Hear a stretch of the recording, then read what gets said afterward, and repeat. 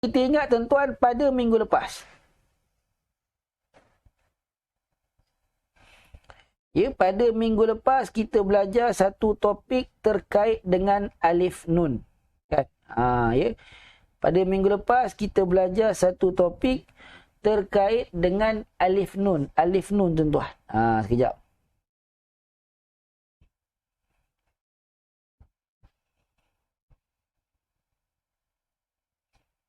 Okey.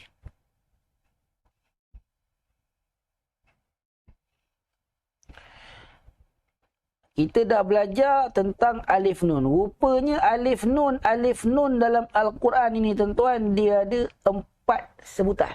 4 sebutan. Tetapi 3 jenis. Kan? Dah belajar ke belum? Dah belajar. Tengok saya tuan.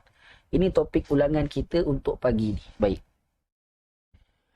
Yang mana tuan-tuan, kita dah tahu alif nun di kotak yang pertama dan di kotak yang kedua, yang sama di antara dua alif nun ini ialah pada nun dia. Iaitulah kedua-dua huruf nunnya ada tanda sabdu yang berbaris atas. Yang membezakan di antara alif nun yang pertama dengan alif nun di kotak yang kedua adalah pada alifnya. Iaitulah yang pertama kita ada hamzah yang berbaris bawah. Alif nun yang kedua kita ada hamzah yang berbaris atas. Maka kotak yang pertama ini kita sebut inna. Kotak yang kedua kita sebut anna. Alif nun di kotak yang ketiga dan kotak yang keempat. Apakah yang sama di antara yang ketiga dengan yang keempat? Pada huruf nun dia tuan-tuan. Iaitulah kedua-duanya ini nunnya berbaris mati. Boleh? Untuk ketiga dan keempat nun dia sama. Dua-dua berbaris mati. Yang membezakan di antara kotak pertama dengan kotak ketiga dengan kotak yang keempat adalah pada alifnya tuan-tuan. Iaitulah alif nun di kotak yang ketiga ada hamzah yang berbaris bawah. Dan alif nun di kotak yang keempat ada hamzah yang berbaris atas. Tulis dekat ruangan komen dulu tuan. Masih ingat ke dah tak ingat? Masih ingat ke dah tak ingat tuan-tuan? Yang ini kita baru belajar pada minggu lepas. Alif nun. Bermakna dalam Al-Quran kita hanya ada inna, anna, in dengan an. Tak ada unna, tak ada inni, tak ada unni, tak ada anni, tak ada. Tak ada tuan. Ahsantum. Ahsantum. Semua kata masih ingat. Dan kita dah belajar lagi pada minggu lepas. Inna dengan anna. Inna dengan anna ini dia adalah kembar tuan-tuan. Ya? Dia kembar yang seiras. Tapi ada tanda yang membezakan. Kan? Dan biasa kalau kembar yang muka sama ni, paling-paling mesti ada satu yang boleh kita nak cam. Kan? Mungkin yang si abang ni ada tak ilalat. Yang si adik tak ada tak ilalat. Samalah ni. Ni kembar. Dia seiras tuan-tuan. Kedua-duanya ini tuan. Inna dengan anna, ya, maksudnya adalah sama. Iaitulah sesungguhnya. Ya. Sesungguhnya. Inna pun sesungguhnya. Anna pun sesungguhnya. Boleh? Kemudian in terjemahannya apa? In terjemahannya adalah jika. In terjemahannya jika. Dan ya, kemudian kita ada an terjemahannya bahawa. Ya. In terjemahannya jika, an terjemahannya bahawa. Maka sebab itulah saya kata tuan. Alif nun ini dia ada 4 sebutan, tetapi dia hanya ada 3 jenis. Yang pertama, inna dengan anna dia sama. Terjemahannya sesungguhnya. Ini jenis pertama. Kemudian kita ada in. Ini jenis yang kedua. Terjemahannya jika. Dan kita ada an. Ya. Jenis yang ketiga tuan-tuan. Terjemahannya adalah bahawa. Baik. Dan kalaulah saya tanya pada tuan-tuan. Inna, anna, in, an ini dia isim ke fi'il ke haraf, maka saya rasa tuan-tuan confirm akan jawab, ya, dia adalah kalimah haraf. Kan, dia adalah kalimah haraf. yang saya nak tanyakan lagi sekali tuan. Kan tanya lagi lah. Apa nak buat jumpa haraf? Apa yang kita nak kena buat apabila jumpa kalimah haraf tuan-tuan? Ya, sebab tuan-tuan kata masih ingat. Ya, maka saya kena tanya sikit-sikit tuan. Ingat ke tak ingat? Ya, kena kalau kurang-kurang kita dapat ulang kaji secara tak langsung tuan. Apabila kita dah kata inna, anna, in dengan an itu adalah kalimah haraf, maka soalan saya, setiap kali jumpa haraf, apa yang kita nak kena buat? Tulis dekat ruangan komen. Ahsantu. Iaitulah kita kena cari dua perkara. Yang pertama, kita kena tahu nama haraf. Yang kedua, kita kena tahu fungsi haraf. Ahsantu. Puan Prapti Handayani. Kenapa yang pergi cari syarat, jawab syarat ni belum lagi? Puan Hayati Kliwon, belum lagi. Kita baru cerita pasal haraf. Belum lagi cerita pasal haraf syarat ke haraf nasab. Belum. Ni yang kita sebut belum tanya dah jawab. Okey, baik. Tengok tuan. Jadi maka tuan-tuan tahu setiap kali jumpa haraf mesti tahu dua perkara. Haraf mesti ada nama, kemudian mesti ada fungsi. Baik. Untuk inna dengan anna tuan. Untuk inna dengan anna. Inna dengan anna kita dah tahu. Ya. Inna ni dia kalimah apa? Dia kalimah haraf. Kan? Dia adalah kalimah haraf. Haraf apa? Haraf taukid. Ya. Haraf taukid. Sebab apa? Dua-duanya membawa pada makna sesungguhnya. Haraf apa? Haraf taukid. Haraf penegasan. Apa fungsi haraf penegasan? Menegaskan sesuatu. Maka ini yang pertama. Kan? Inna dengan anna, dia adalah haraf taukid.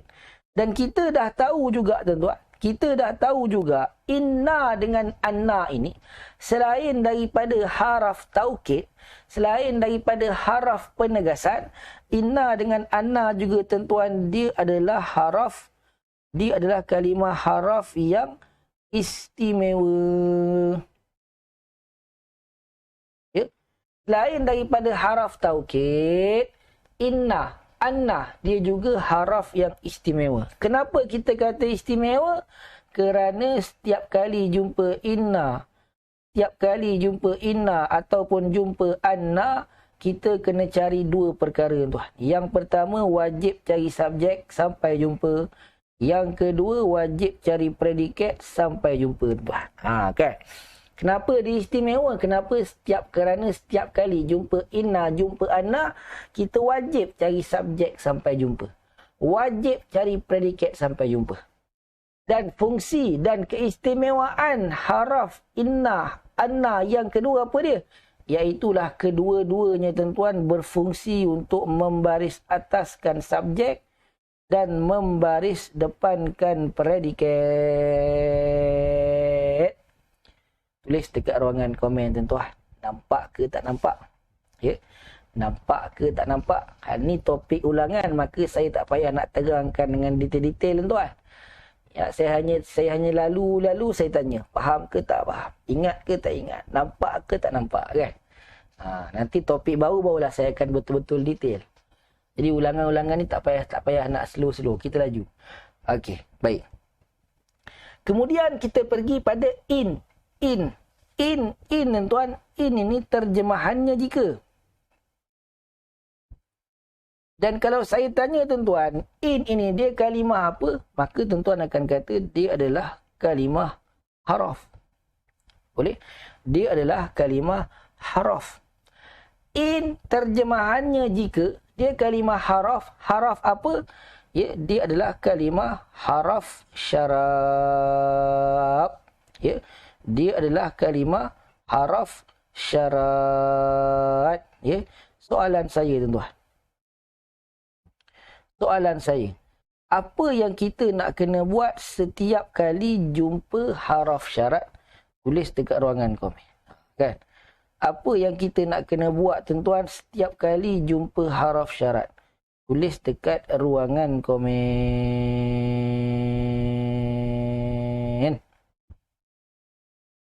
Apa yang kita nak kena buat setiap kali jumpa haraf syarat?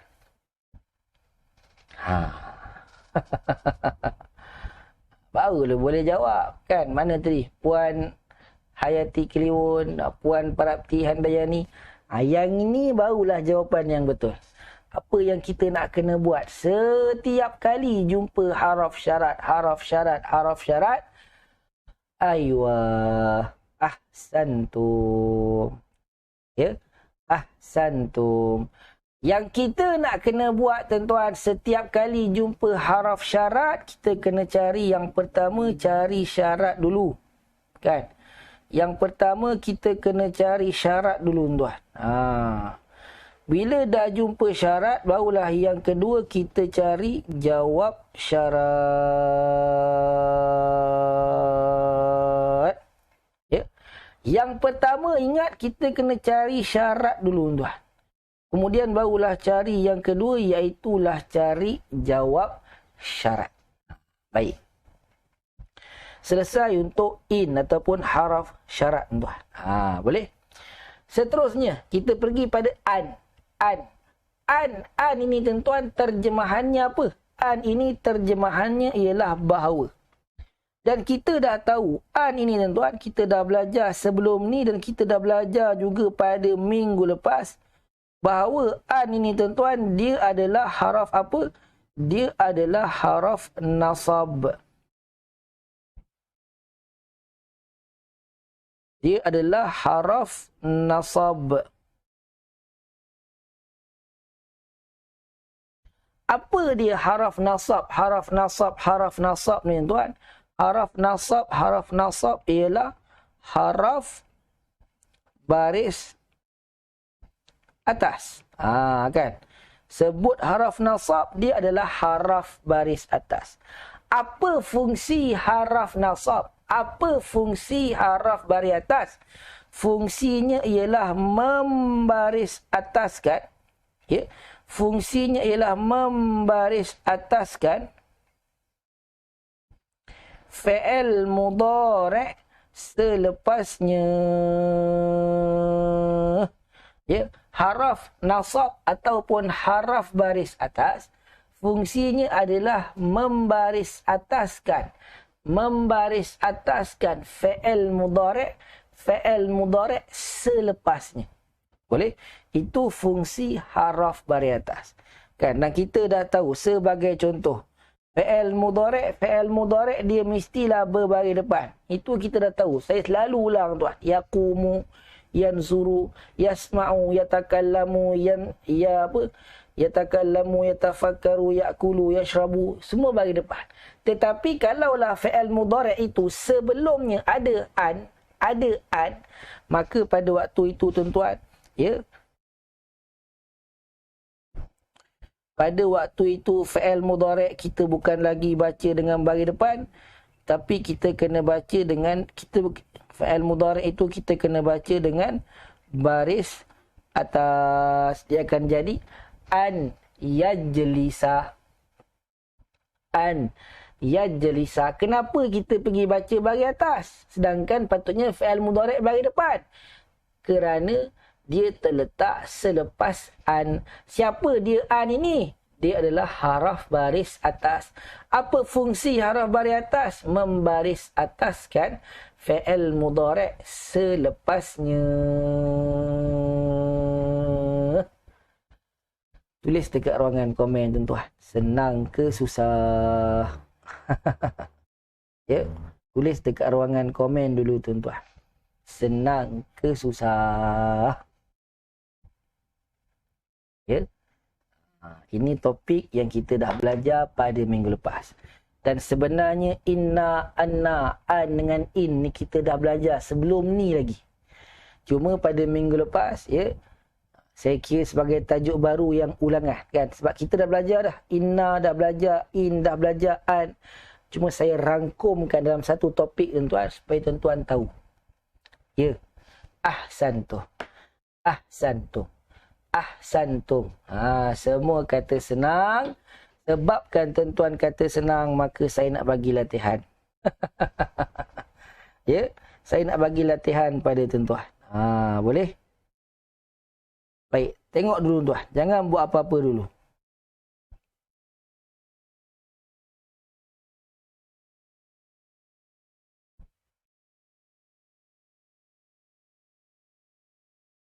Okay. Yang pertama kita ada an yaqra'ah. Sabar dulu. Sabar dulu tuan. Kemudian yang kedua.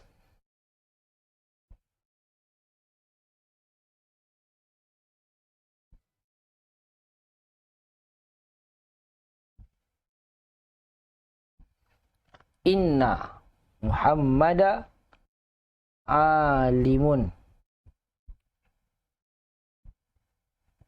Alimu. Kemudian yang ketiga tuan. Yang ketiga.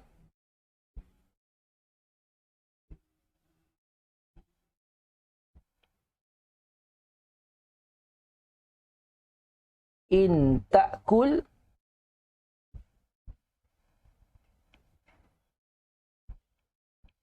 In ta'kul fatashba'. Okey, baik. Ya. Ada 3 soalan dekat depan tuan-tuan saya bagi. Ya, ada berapa soalan? Ada 3 soalan saya bagi dekat depan tuan-tuan. Yang pertama tuan, an yaqra'ah. An yaqra'ah. An ini apa? An ini adalah bahawa.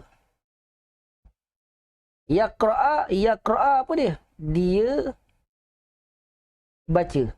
Kan? Bahawa dia baca. An yaqra'ah. Yang kedua kita ada inna. Inna ni apa? Sesungguhnya lah kan. Inna sesungguhnya. Muhammad lah. Alim ni apa? Cerdik. Ya.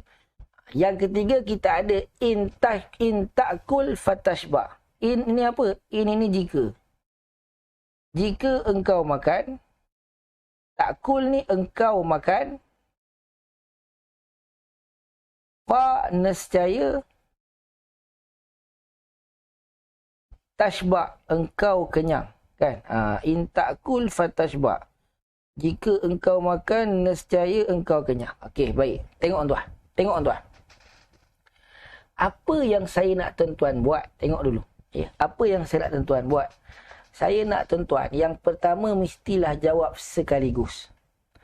Yang kedua, saya nak tuan-tuan bagi tahu yang pertama ni alif nun ini dia alif nun haraf apa? Haraf taukid ke? Haraf nasab ke? Atau haraf syarat? Ya, itu yang kedua. Yang ketiga, tuan-tuan terangkan sekaligus juga fungsi dia. Kan? Kalau tuan kata an ini haraf nasab, contoh. Maka fungsi dia apa? Membaris ataskan. Ini contoh. Kemudian yang kedua, terang pula. Alif nun ni alif nun apa? Alif nun haraf apa? Kemudian fungsi dia apa? Yang ketiga, alif nun ni alif nun haraf apa? Fungsi dia apa? Yang ini saya nak tuan-tuan tulis sekaligus dekat ruangan komen. Ya, jawab macam mana yang saya suruh jawab. Boleh? Tengok baik-baik tuan. Saya ulang balik kan. Sambil-sambil tu tuan-tuan dah boleh tulis jawapan. Yang dah faham boleh tulis jawapan dan boleh hantar. Boleh komen tuan. Yang cara dia ialah tuan-tuan yang pertama, ya tuan-tuan tulis. Yang pertama kena hantar sekaligus lah. Hantar ketiga-tiga sekaligus. Yang kedua tuan-tuan kena beritahu. An ini contoh pertama. An ini an apa? An haraf taukid ke? An haraf nasab ke? An haraf syarat. Kemudian dah bagi tahu. Seterusnya bagi tahu pula fungsi dia apa. Samalah yang kedua dan yang ketiga. Tulis dekat ruangan komen jawapan sekaligus. Sekaligus tuan. Ya, jawapan saya nak mestilah sekaligus. Okey, sila tulis dekat ruangan komen jawapan tuan-tuan. Apa yang hantar satu-satu saya tak layan. Ya, saya tak boleh layan tuan. Takut nanti banyak sangat tak terbaca kan. Sepatutnya 29 orang ni tak ramai, tapi bila masing-masing hantar satu-satu dia akan jadi banyak. Macam Dr. Noor Azwar kan. Dia hantar satu-satu nampak. leceh. Hantar sekaligus. Ya, hantarkan sekaligus tuan. Yang pertama, kan contoh macam Dr. Nur Azwar. Yang pertama haraf nasab, fungsi dia bari ataskan fi'il mudhari'. Kemudian tu yang kedua, kemudian terus yang ketiga baru komen. Jadi yang itu tuan-tuan memudahkan saya dan saya pun memudahkan tuan-tuan sendiri, insya-Allah. Okey, ya. Tapi Dr. Nur Azwar jawapan tu betul lah. Ya, untuk yang pertama ni betul. Tapi tak sekaligus. Okey, sementara saya tunggu yang lain-lain. Ya, sambil-sambil saya tunggu yang lain-lain. Kenapa kita punya view tiba-tiba jatuh kan? Ya, bila saya buat bila latihan tiba-tiba view tinggal 19. Naik balik 30. Okey, silakan tuan.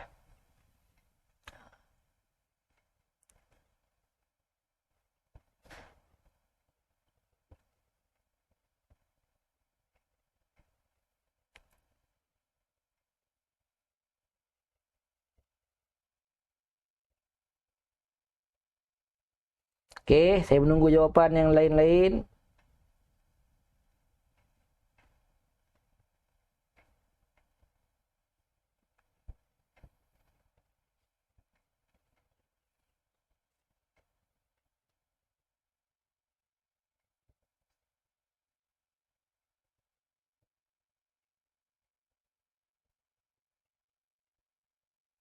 Okey, macam Puan Suryani ni. Tu betul kan, dia jawab sekaligus.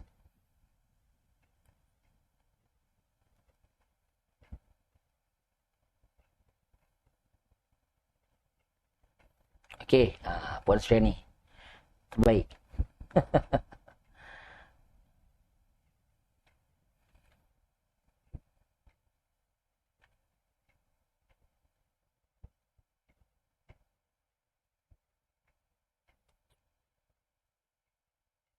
Okey, Puan Hadijah Abu Hassan pun dah komen. Okey, terbaik. Salah sikit-sikit tu biasalah. Okey tuan, nak saya baca komen. Okey, Puan Nurini Ahmad pun okey.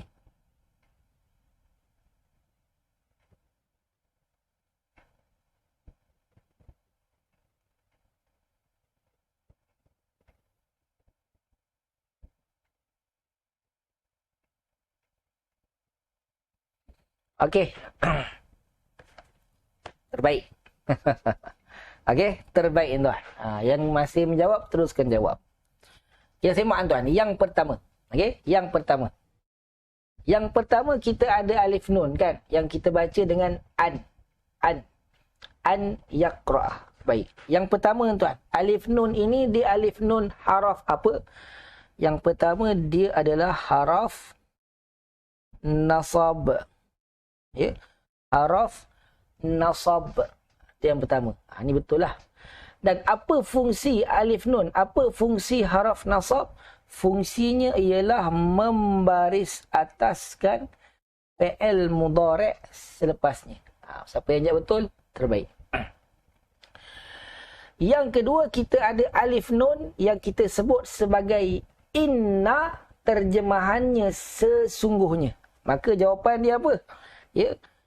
Inna dia haraf apa? Yang pertama dia adalah haraf taukid. Ya.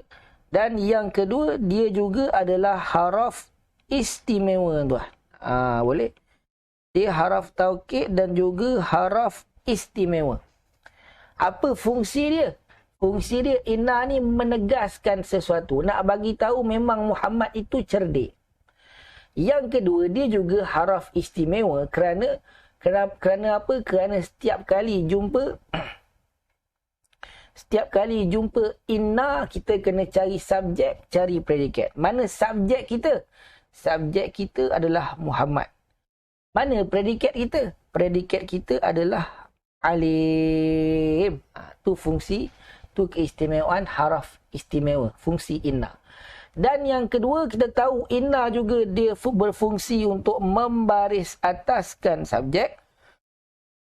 dan membaris depankan predikat. Siapa-siapa yang jawab tapi tak lengkap, tak apa. Yang penting jawapan tu ada. Ada yang jawab, ada yang jawab sekadar inna tu haraf taukid. Haraf istimewa tak sebut. Tak apa. Tak apa. Yang penting sebenarnya bila tuan-tuan tulis, saya nak ketika tuan-tuan tulis itu automatik dia terhafal dalam kepala. Boleh? Yang ketiga, kita ada alif nun yang kita sebut sebagai in. In. Maka dia in ni dia haraf apa? Dia adalah haraf syarat. Fungsinya apa? Haraf syarat fungsinya ialah kita kena cari syarat, kita kena cari jawab syarat. Maka syarat daripada mana sampai mana? Syarat daripada in sampailah ta'kul. Kan? Maka ini adalah syarat. In ta'kul itu syarat. Mana jawab syarat dia? Bermula daripada fa sampai habis. Ya, fatashba', maka fatashba' itulah jawab syarat. Jika engkau makan, in ta'kul syarat, fatashba' nescaya engkau kenyang. Yang itu adalah jawab syarat. Tulis dekat ruangan komen tuan-tuan. Ya. Okey ke tak okey? Ya, tulis dekat ruangan komen tuan-tuan. Okey ke tak okey? Ya. Yang penting tuan-tuan cuba menjawab. Ya. Ya, bila jawab ni yang utama, dia akan automatik dia terlekat dekat kepala kita insya-Allah. Saya tak suruh tuan-tuan faham, saya tak suruh tuan-tuan hafal.